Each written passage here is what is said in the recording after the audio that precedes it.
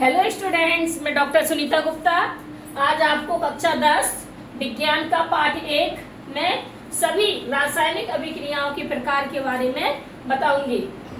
सभी लोग जल्दी जल्दी जुड़ जाइए मेरे चैनल पर। जी, आज हम रासायनिक अभिक्रियाओं के प्रकार पढ़ेंगे। हाँ, देखिए रासायनिक अभिक्रियाओं के टोटल आपकी किताब में कितने प्रकार दिए हुए हैं? 8। नंबर 1 ऊष्माक्षेपी रासायनिक अभिक्रिया, ऊष्मा शोषी रासायनिक अभिक्रिया, संयोजन अभिक्रिया, वियोजन अभिक्रिया, उपचयन अभिक्रिया, अपचयन अभिक्रिया, विस्थापन अभिक्रिया और द्विविस्थापन अभिक्रिया। टोटल कितनी अभिक्रियाएं हैं? 8। सभी को समझ में आ रहा है? अब देखेंगे, हम इनको समझेंगे डिटेल से। ठीक है, इनको हम अच्छे से डिटेल से समझेंगे।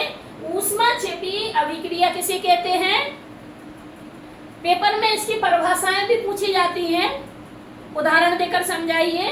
और इन दोनों में अंतर, इन दोनों में अंतर, इन दोनों में अंतर, इन दोनों में अंतर भी पूछे जा सकते हैं। जी, ऊष्माक्षेपी रासायनिक अभिक्रिया किसे कहते हैं? ऊष्माक्षेपी रासायनिक अभिक्रिया वह रासायनिक अभिक्रिया है जिसमें ऊष्मा का उत्सर्जन किया जाता है। उसे क्या कहते हैं? ऊष्मा का उत्सर्जन किया जाता है, ऊष्माक्षेपी अभिक्रिया कहलाती है। उदाहरण, मेथेन को ऑक्सीजन के साथ क्रिया कराएंगे तो कार्बन डाइऑक्साइड, जल और ऊष्मा बाहर निकलेगी। सब्जी बनाते हैं तो सब्जी में ऊष्मा निकलती है, तो ऊष्माक्षेपी अभिक्रिया है। हम बात कर रहे हैं, बोल रहे हैं, आपको समझा रहे हैं, ऊर्जा निकल रही है तो ऊष्माक्षेपी रासायनिक अभिक्रिया है। हम पेपर को जलाते हैं तो पेपर में से आग निकलती है, गर्म लगता है, तो उसे क्या कहते हैं? ऊष्माक्षेपी रासायनिक अभिक्रिया कहते हैं।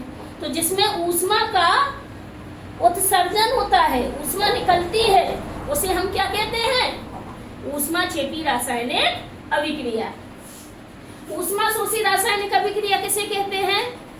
जिसमें ऊष्मा का अवशोषण किया जाता है। ऐसी रासायनिक अभिक्रिया जिसमें ऊष्मा का अवशोषण किया जाता है, ऊष्मा का उपयोग किया जाता है, उसे ऊष्माक्षेपी शोषी रासायनिक अभिक्रिया कहते हैं।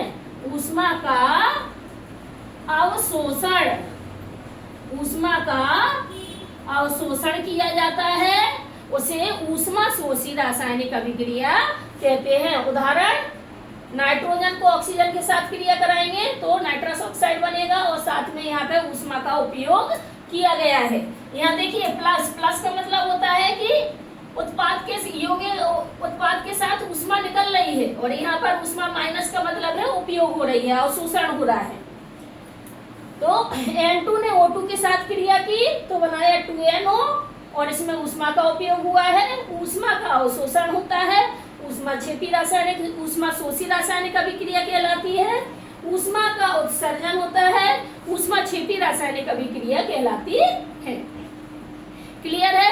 दूसरा देखिए, संयोजन अभिक्रिया किसे कहते हैं? जिसमें क्या है? जिसमें दो अणु या दो परमाणु आपस में मिलकर एक उत्पाद बनाते हैं।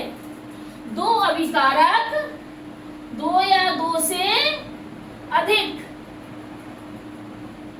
अभिकारक मिलकर एक उत्पाद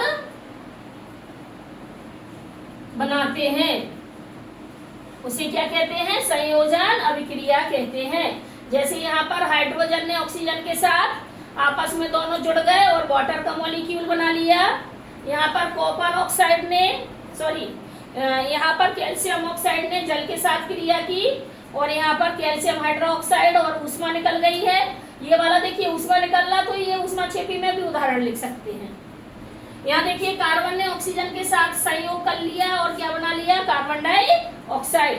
तो संयोजन का मतलब होता है जुड़ जाना। जब पेन को ढक्कन से जोड़ देंगे तो एक बन गया, तो इसे क्या कहेंगे? संयोजन अभिक्रिया।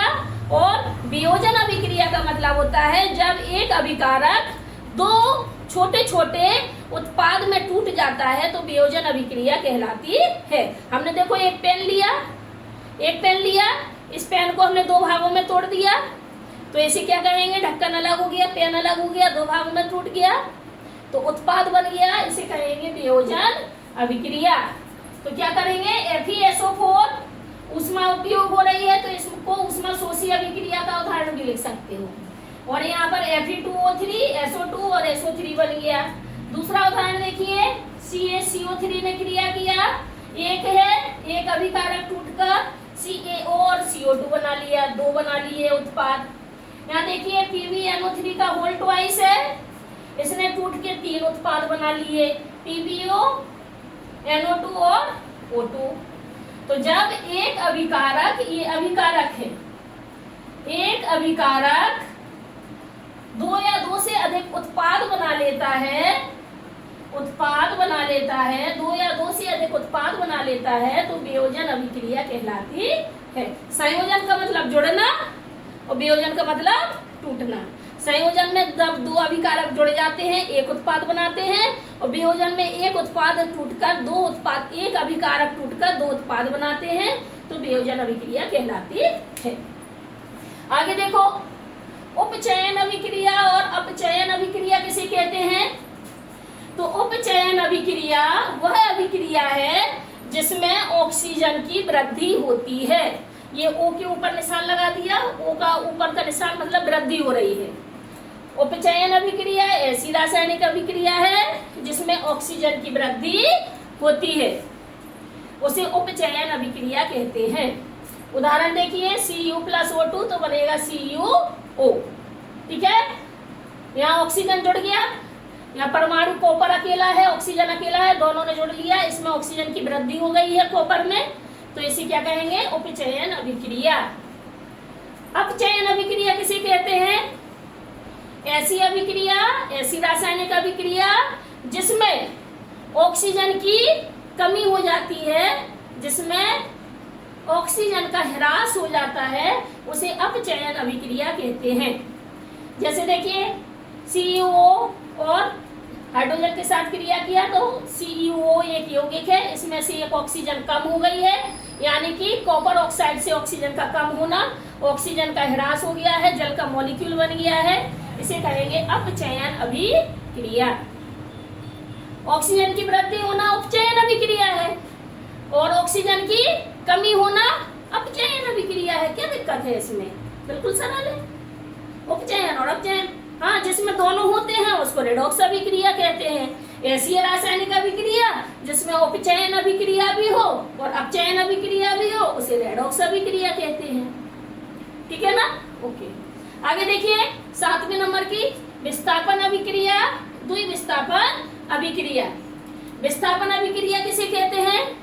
जब एक तत्व दूसरे तत्व को उसके यौगिक में से, एक तत्व दूसरे तत्व को उसके यौगिक में से अलग कर स्वयं जुड़ जाता है तो उसे विस्थापन अभिक्रिया कहते हैं।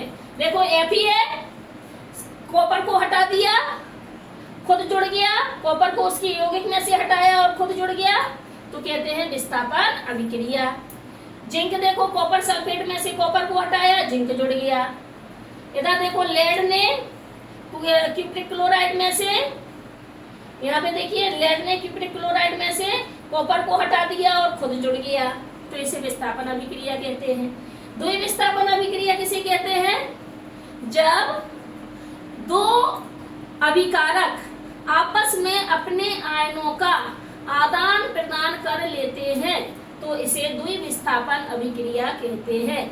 ये दो यौगिक हैं, दो अभिकारक भी हैं, इन्हीं को अभिकारक कहते हैं, इन्हीं को यौगिक कहते हैं। ये दोनों अभिकारक ने यहाँ पर Na ने Cl के साथ क्रिया कर दी और यहाँ पर Ba ने SO4 के साथ क्रिया कर दी, तो आप क्या देख रहे हो, यहाँ बन गया BaSO4 2NaCl, यानी कि दोनों अभिकारक ने आपस में अपने आयनों का आदान प्रदान किया है तो इसे द्विविस्थापन अभिक्रिया कहते हैं।